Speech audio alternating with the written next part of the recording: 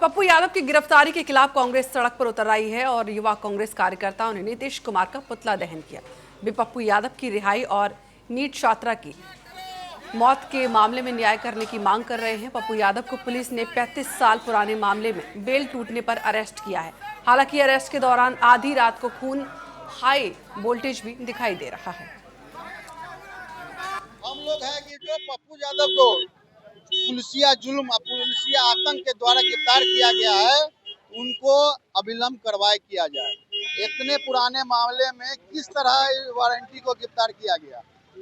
अगर वारंट था तो 8 महीने से कहाँ थे? तो प्रशासन का पूरा रवैया गलत था। हम है कि बिहार सरकार जो एसटीएफ दीपक कुमार को बताए जा रहे हैं, वो खास सरकार के आदमी हैं, खास जगह उनका पोस्टिंग होता है और सरकार को खुश करने के लिए ही वो किसी तरह गए थे कि पप्पू यादव को हम आज हम लोग प्रोटेस्ट इस बात पे किए हैं कि जिस तरीके से पप्पू यादव जी को डिटेन किया गया है घर से एक अपराधी की तरह, जो एक माननीय सांसद हैं, जनप्रतिनिधि हैं, और जिस तरीके से पुलिस अपने ड्रेस में न जाकर सिविल ड्रेस में गुंडा की तरह जाकर उनको अरेस्ट किया है, तो ये बहुत शर्मनाक है।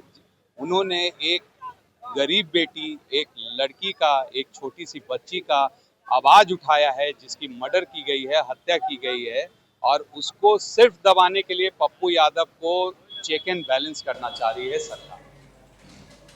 और इस खबर पर ज्यादा जानकारी के साथ हमारे सहयोगी अनीश पाठक फोन लाइन पर जुड़ चुके हैं। अनीश, मैं आपसे जानना चाहूंगी कि पप्पू यादव की गिरफ्तारी पर लगातार सवाल उठाए जा रहे हैं कांग्रेस की तरफ से भी और तमाम विपक्षी दलों की तरफ से। पूरा मामला क्या है, क्योंकि 35 साल पुराना ये मामला है, जरा इसको समझाइए।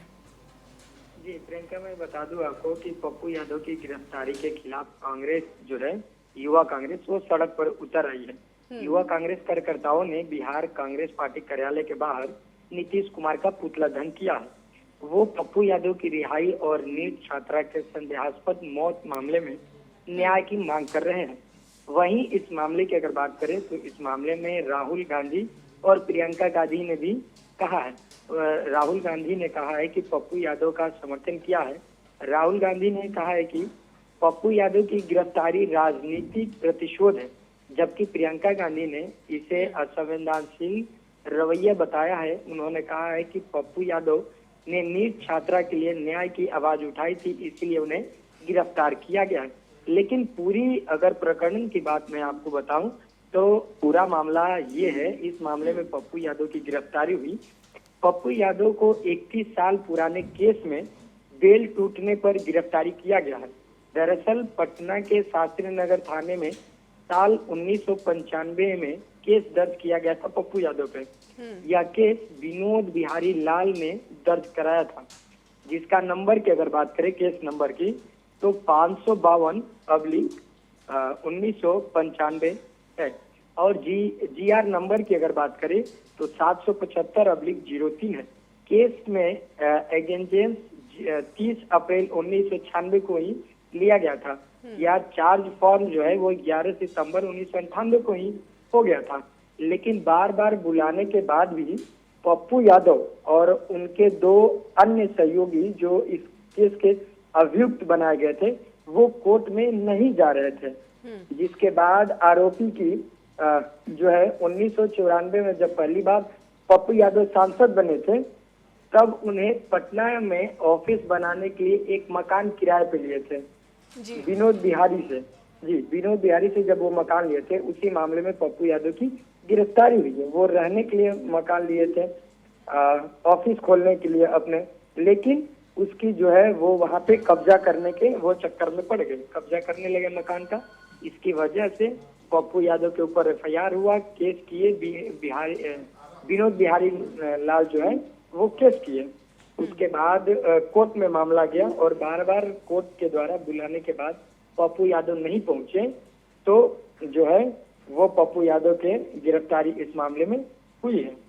जी ठीक है अनीश, पूरा मामला आपने समझाया, लेकिन इस पूरे मामले में छात्रा के परिजनों का क्या कुछ कहना है और जो बाकी के सदस्य हैं जिनकी गिरफ्तारी हुई है, वो कौन से सदस्य हैं?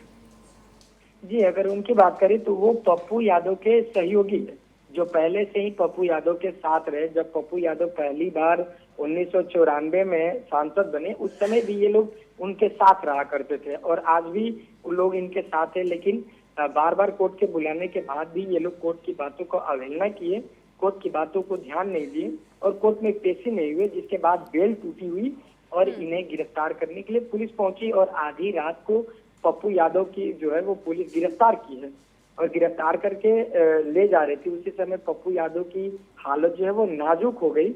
उन्हें पहले आईजीएमएस में भर्ती कराया गया, लेकिन आईजीएमएस से उन्हें रेफर कर दिया गया पीएमसीएच में और पीएमसीएच में पप्पू यादव की इलाज चल रही है। कल पप्पू यादव जो है वो कोर्ट में पेश होने के लिए गए थे। जी, तो अभी पप्पू यादव की स्थिति कैसी है और इस पूरे मामले पर बच्ची के परिजनों का क्या कुछ कहना है? क्या वो इस गिरफ्तारी से खुश हैं, अभी संतुष्ट हैं?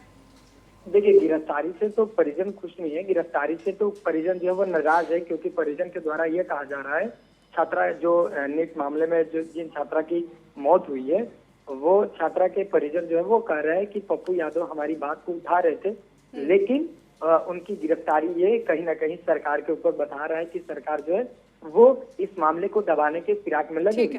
लेकिन सम्राट चौधरी ने एक बात बोला है।